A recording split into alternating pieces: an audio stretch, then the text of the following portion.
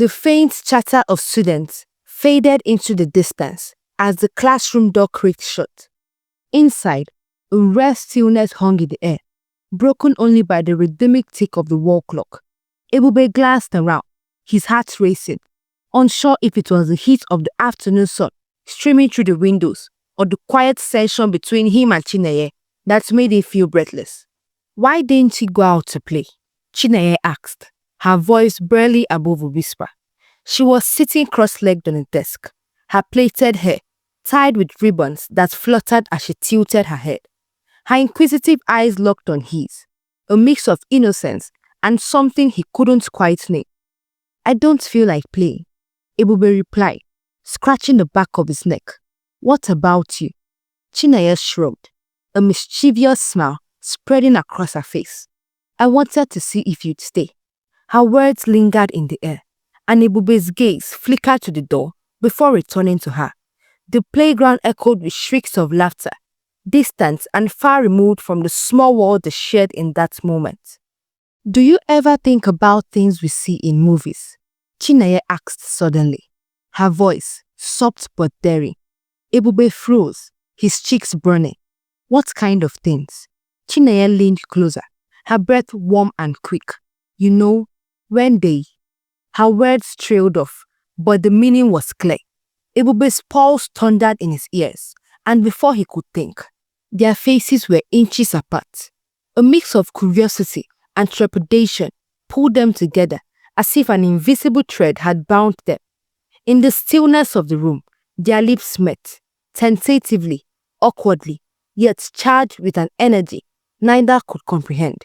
The kiss lasted mere seconds, but it felt like an eternity. The door flung open with a startling force. "What is going on here?" Auntie Former's voice sliced through the moment like a blade, her eyes wide with shock as they darted between the two children. Ebube and Chineye scrambled apart, their faces drained of color, words stuck in their throats. The silence was deafening, and Auntie Former's expression shifted from shock to a stormy blend of anger and disbelief. "Ebube, Chineye, explain yourselves now." They exchanged a panicked glance, their young minds racing for an escape from the damning moment they had been caught in. Ebube opened his mouth to speak, but no words came out. Chineye clutched the edge of the desk, her knuckles turning white, her wide eyes darting to the floor as if it could somehow swallow her whole. Auntie Former's stern gaze bore into them, her hands firmly planted on her hips, her yellow blouse heaving with each deep breath she took. "Ebube, Chineye," she repeated, her tone sharper now. "I am waiting. It wasn't, we didn't..." Ebube stammered, his voice trembling like a leaf caught in a storm. Auntie Former stepped closer, her heels clicking ominously against the tiled floor. "Didn't what, Ebube? Didn't lock lips in my classroom while your mates are outside playing?" Chineye's head snapped up, her eyes glossy with unshed tears. "We didn't mean to, Auntie Former," she whispered, her voice barely audible. "It just happened." "Just happened," Auntie Former repeated, her voice rising slightly. She looked between them again, her expression a mixture of disbelief and disappointment. "At your age, do you even know what you're doing?" Ebube swallowed hard, his gaze darting to Chineye, then back to their teacher. "We are sorry," he mumbled, his voice cracking. "Sorry doesn't even begin to explain this." Auntie Former snapped. She stepped back and leaned against the desk, pinching the bridge of her nose as if to compose herself. "Do you know how serious this is? If the principal finds out..." She cut herself off, shaking her head. The weight of her words sank heavily into the room, suffocating the fragile silence. Chineye sniffed softly, her small frame trembling, while Ebube clenched his fist, shame burning his cheeks. Finally, Auntie Former exhaled deeply and straightened. "I don't even know where to start with you two, but this," she gestured between them, her expression hardening. "This ends now. Both of you, follow me to the staff room. We are going to have a very serious discussion with your parents." Ebube felt his knees go weak. Parents, the very mention of them sent a fresh wave of panic through him. He exchanged a fleeting, helpless glance with Chineye, whose tear-filled eyes mirrored his fear. As Auntie Ifeoma marched to the door, she paused and turned back. "And don't think you're escaping this conversation. You'll get to the bottom of it, and you will learn why this kind of behavior is unacceptable." The walk to the staff room felt like a death match. The once distant laughter from the playground seemed to mock them, a cruel reminder of the carefree innocence they had shattered. Ebube's mind raced with 1,000 thoughts. What would his mother say? How would he explain this to her? Would Chineye be blamed more because she was the one who stayed behind? And then there was the burning question neither of them dared to voice. What if Auntie Ifeoma didn't stop at just their parents? What if the entire school found out? Auntie Ifeoma's heels echoed down the hallway as she ushered 2 children toward the principal's office. Ebube's heart thudded painfully in his chest, and Chinaye's sniffles grew louder with each step. The towering door to the principal's office loomed ahead like a portal to their doom. Principal Oladimeji, a stocky man with a bowed head and piercing eyes, looked up from his desk as Auntie Ifeoma entered with the trembling door in tow. His glasses slid down his nose as he surveyed them, his brows furrowing in confusion. "What is the matter, Ifeoma?" he asked, his voice gruff but calm. Auntie Ifeoma closed the door behind her and sighed heavily. "Sir, I found these 2 during break time, doing something highly inappropriate for their age." The principal's brow shot up. "Inappropriate? What exactly do you mean?" "They were kissing," she said, her voice low but firm. The room fell silent. Ebube stared at the floor, his cheeks burning with shame, while Chineye wiped her eyes with trembling fingers. Principal Oladimeji leaned back in his chair, his expression darkening. "This is very serious," he said after a long pause. He adjusted his glasses and pointed at the chairs in front of his desk. "Sit down, both of you." Ebube and Chineye sank into the chairs, their heads bowed as the principal picked up the phone. "I'll be calling your parents immediately. They need to come to school tomorrow morning and address this issue." The phone calls were brief, but carried a weight that crushed any hope of escape. Ebube's stomach churned as he imagined his mother's face when she heard the news. Chineye bit her lip, fighting back her tears. The next morning came too quickly. Ebube sat in the office, fidgeting with the hem of his uniform. He hadn't slept a wink, replaying the events of the previous day over and over. Chineye sat beside him, quiet and pale, her usual bright demeanor replaced with nervous stillness. The door creaked open, and Ebube's heart sank. His mother, a tall woman with stern eyes and a no-nonsense demeanor, stepped into the room. She wore a simple blue Ankara dress and carried a handbag that swung with purpose. "Good morning, Principal Oladimeji," she greeted curtly, her voice tinged with curiosity and concern. "What is this about?" "Good morning, Madam Adioye," the principal replied, motioning for her to sit. Once she did, he cleared his throat and began. "We've called you here regarding an incident involving your son Ebube and his classmate Chineye." Mrs. Adioye frowned, her sharp gaze shifting to Ebube. "What kind of incident?" Principal Oladimeji hesitated for a moment before continuing. "Yesterday during break time, Ebube and Chineye were found engaging in inappropriate behavior. They were kissing in the classroom while their classmates were outside." The words hit like a thunderclap. Mrs. Adioye's eyes widened and her mouth fell open slightly before snapping shut. She turned to Ebube, her expression a storm of disbelief and fury. "Ebube!" she exclaimed, her voice cutting through the room like a whip. "What is this nonsense I'm hearing? You were kissing a girl in school." Ebube shrank into his chair, unable to meet her gaze. "I didn't mean to, Mama," he mumbled. "You didn't mean to," she repeated, her voice rising. "So what made you think of such a thing? At your age, who is teaching you this nonsense?" Ebube stammered, his words tumbling over each other. "Nobody taught me, Mama. I don't know how it happened." Mrs. Adioye's nostrils flared as she gripped her handbag tightly. "You don't know how it happened? Do you think this is a joke? Do you know how embarrassed I am right now? You want to disgrace this family, Abi? She raised her hand threateningly. If I hear one more word from you, I'll beat sense into that head of yours. Ebube flinched, his eyes welling up with tears. Chinaya shifted uncomfortably beside him, her own shame and fear evident. Madam Adioye, Principal Oladimeji interjected, his voice calm but firm. We understand your frustration, but let's handle this with a level head. We've called both parents to discuss how best to address this and ensure it doesn't happen again. Madam Adioye nodded curtly. Her lips pursed tightly, but her fiery gaze remained fixed on her son. I'll deal with you when we get home. Ebube, you can be sure of that. The tension in the principal's office was suffocated as the door swung open again, revealing Chinaye's mother. She was a striking woman, dressed in an elegant emerald green gown that hugged her figure. Her gold jewelry, gleaming under the fluorescent lights, her expensive perfume filled the room as she strode in, her heeled shoes clicking against the tiled floor. The moment her eyes landed on Chinaye, who was sniffling quietly, her face softened. Chinaye, my darling, what's wrong? She asked, rushing to her daughter. She dropped her designer handbag on the nearest chair and scooped Chinaye into her arms, cradling her as though she were still a baby. Chinaye clung to her mother, her tears spilling freely now. Mommy, she whimpered, burying her face in the crook of her mother's neck. Mrs. Nwosu, Chinaye's mother, turned to the principal with a furious glare.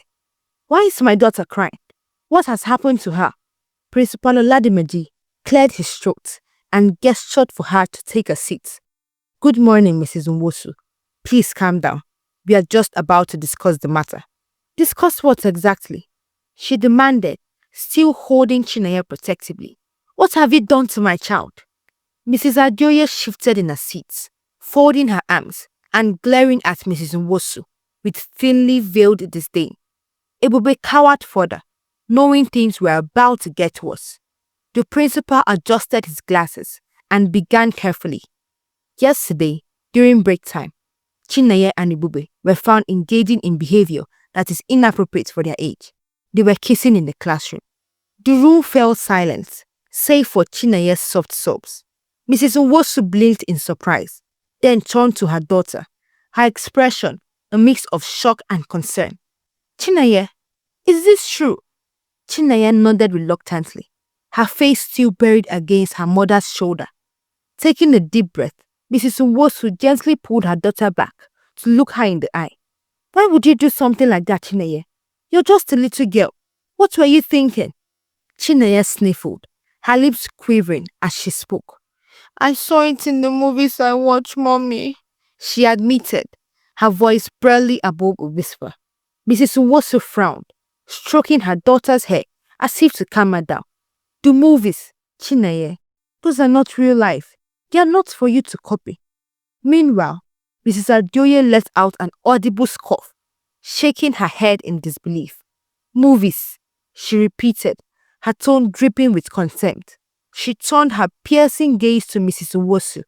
And you let her watch those kind of things at her age. No wonder she's already acting like this. Mrs. Nwosu bristled, her back straightening as she placed Chinaye back in her chair. Excuse me, she said, her voice dangerously calm. Are you suggesting that this is entirely my daughter's fault? I'm not suggesting anything. Mrs. Adioye snapped. I'm saying it outright. You spoiled her with all your luxury and let her watch inappropriate things. Now look where it's gotten her. Mrs. Nwosu's eyes narrowed, but she smiled thinly. And I suppose your son, who was equally involved, is an angel. Or is it that he wasn't raised to know better either? The room tensed as the two mothers glared at each other, their children shrinking into their seats.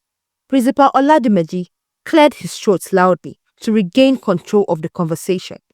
Ladies, he said firmly, let's not lose focus here. This is about the children, not about pointing fingers. The issue is serious, and we need to work together to ensure they understand the gravity of their actions and learn from this. Chinaye clutched her mother's hand tightly, still sniffling, while Ebube avoided looking at anyone, wishing he could disappear. The air in the principal's office was thick with tension. Mrs. Adioye turned her stern glare on Ebube, her finger wagging furiously in his direction. You hear me, Ebube? From this moment on, don't you dare go near that girl again. Do you understand me? Ebube nodded quickly, his voice trembling. Yes, Mama. Good, she said, folding her arms and giving Mrs. Unwosu a pointed look. Because I won't have my son picking up bad habits from a child who has been spoiled rotten. Mrs. Unwosu let out a sharp laugh, her perfectly manicured nails tapping on the desk. Spoiled rotten. My daughter is not the problem here. Maybe if you taught your son better manners, he wouldn't be leading innocent girls astray. Innocent, Mrs. Adioye exclaimed, her voice rising. Your daughter just admitted she got the idea from those useless movies you allow her to watch. Innocent, my foot. Ladies, please, Principal Oladimeji interjected, raising his hands in a bid to restore order. This is not the time for personal attacks. We need to focus on guiding the children and ensuring they understand the consequences of their action. But neither mother was willing to back down. So it's my fault now, Abi? Mrs. Unwosu snapped, her eyes blazing. At least, I can afford to give my daughter a comfortable life. Can you say the same? Or are you so bitter that you're taking out your frustration on me and my child? Mrs. Adioye's jaw dropped in outrage. Don't you dare bring my finances into this. Money doesn't buy morals. And clearly, your so-called comfortable life hasn't taught your daughter anything about respect and decency. As the two women's voices grew louder, Ebube and Chineye sat frozen in their seats, their faces pale and eyes wide. Enough! The principal boomed, slamming his hand on the desk. The sound silenced the room instantly, and all eyes turned to him. If you two continue this bickering, how do you expect the children to learn anything? This behavior is exactly what we are trying to avoid. The mothers reluctantly quieted, though their glares towards each other remained icy. Now, Principal Oladimeji continued, adjusting his glasses. This incident has highlighted a need for both children to be guided properly. Ebube, Chineye, do you understand why what you did was wrong? Ebube nodded hesitantly. Yes, sir. Chineye sniffled, her voice trembling as she replied, Yes, sir. The principal leaned forward, his gaze stern but kind. Good. This isn't about punishment alone. It's about learning. You're both young, and you need to focus on growing up responsibly. Such actions are inappropriate for your age, and will not be tolerated in this school. Is that clear? Yes, sir. They chorused, their voices barely above whispers. As the principal turned his attention back to the mothers, Mrs. Adioye leaned closer to Ebube and hissed, If I catch you even talking to that girl again, you'll regret it. Do you hear me? Ebube swallowed hard, nodding quickly. Yes, Mama. Mrs. Unwosu, overhearing, raised her chin defiantly. And for the record, Chinaya is better off without such bad influences in her life. Maybe you should focus on your own parenting instead of pointing fingers. You think you're better than everyone else just because you have money. Mrs. Adioye shot back. Better? No, Mrs. Unwosu said coolly. Smarter and classier. Definitely. Principal Oladimeji groaned, rubbing his temples. This was going to be a very long day. Principal Oladimeji adjusted his glasses and leaned forward, his voice calm but firm. Ebube, Chineye, I want to hear exactly what happened yesterday during break. Take your time, but I need the truth. Who initiated this behavior? Ebube glanced nervously at his mother, his lips trembling. Chineye avoided everyone's gaze, staring at the polished floor tiles as though they might swallow her whole. Mrs. Adioye didn't have the patience for their hesitation. She leaned toward Ebube, her eyes blazing. Speak up, boy. What happened? Who put this nonsense in your head? Mama, Ebube stammered, his face flushed. Don't mama me, she snapped. If you don't talk now, I'll deal with you when we get home. Her threat broke him. Ebube lowered his head, his voice barely audible. It was Chineye, he muttered. The room fell silent for a moment, and then Mrs. Adioye's voice exploded. What? You mean that girl is the one who... Hold it right there. Mrs. Uwosu interrupted, her tone sharp. She turned to Ebube, her eyes narrowing. What do you mean by that, young man? Don't you dare lie about my daughter to save yourself. I'm not lying, Ebube said quickly, his voice rising in desperation. He turned to the principal. Sir, she was the one who told me to come back into the classroom. She said she wanted to show me something. Then she told me to do it. All eyes turned to Chineye, who was now sobbing quietly. Chineye, her mother asked gently, crouching down beside her. Is this true? Did you tell him to do that? Chineye nodded slowly, fresh tears streaming down her cheeks. I'm sorry, Mommy, she whispered. Mrs. Uwosu's face softened for a moment before hardening again. She straightened, turning to the principal. Even if she did, they are both just children. I don't see why she should be punished for something she doesn't fully understand.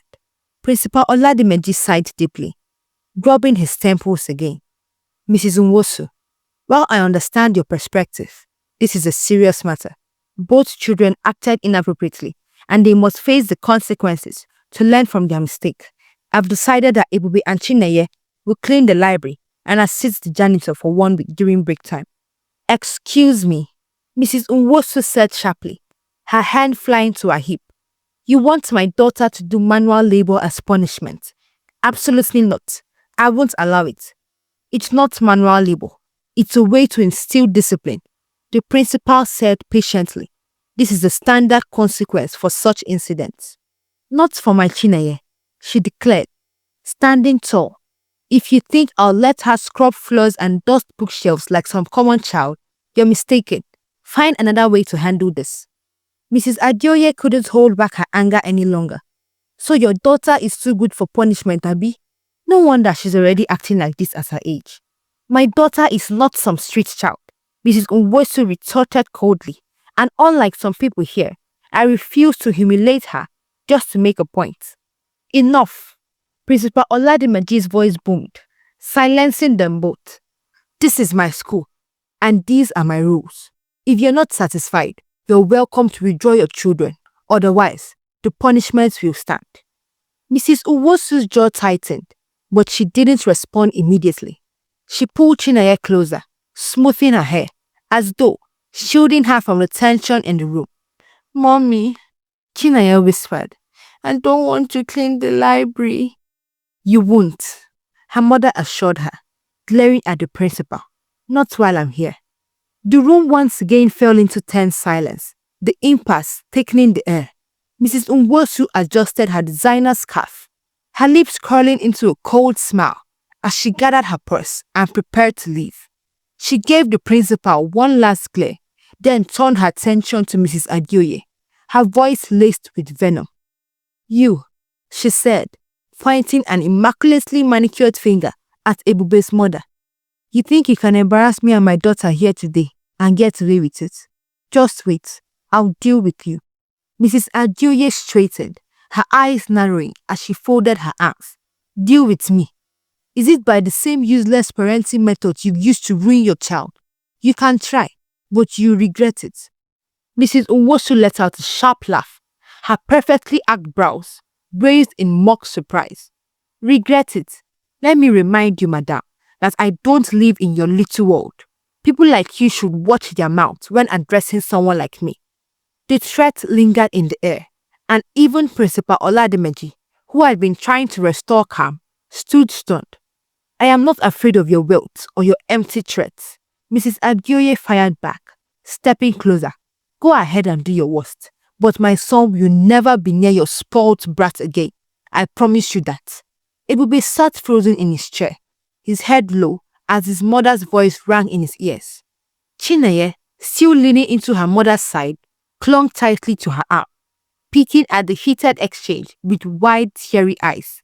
You're lucky we're still in this office, Mrs. Uwosu said coolly, clutching Chineye's hand and turning to the door. But trust me, this is not over. She opened the door, her heels clicking sharply on the tiled floor as she walked out. Mrs. Adioye muttered under her breath, her arms folded tightly across her chest. Arrogance full. She hissed, her face flushed with anger. Principal Oladimeji cleared his throat, his voice strained but firm. Mrs. Adioye, I understand this is a stressful situation, but I won't allow personal conflicts to escalate further. This is a school, not a battlefield. She waved him off dismissively. I said my piece. If she wants to fight, let her try. I will not back down. The principal shook his head and turned his gaze to Ebube. Young man, I hope you've learned something today. Your actions have caused a lot of unnecessary drama, and I expect you to be more mindful in the future. Yes, sir, Ebube murmured, his voice barely audible. Good. You may leave now, the principal said, his tone weary. Mrs. Adioye grabbed her son by the hand and marched out of the office, her mind already racing with thoughts of how to protect her family from whatever trouble Mrs. Unwosu might stir up next. As they exited the school building, Ebube glanced back briefly, catching a glimpse of Chineye and her mother getting into a sleek black car. Chineye turned her head, their eyes meeting for a fleeting moment before the car door shut and drove away. Ebube's stomach churned with a mix of guilt and confusion as his mother's grip tightened around his wrist. Listen to me, Ebube, she said firmly. Never you associate with that family again. Have you heard me? Yes, Mama, he replied softly, but deep down, he couldn't shake the feeling that this wasn't the end of it. The sun blazed overhead as Mrs. Adioye and Ebube walked home from the school, their earlier argument with the principal and Mrs. Unwosu still fresh in her mind. She held Ebube's hand tightly, her lips pressed in a thin line.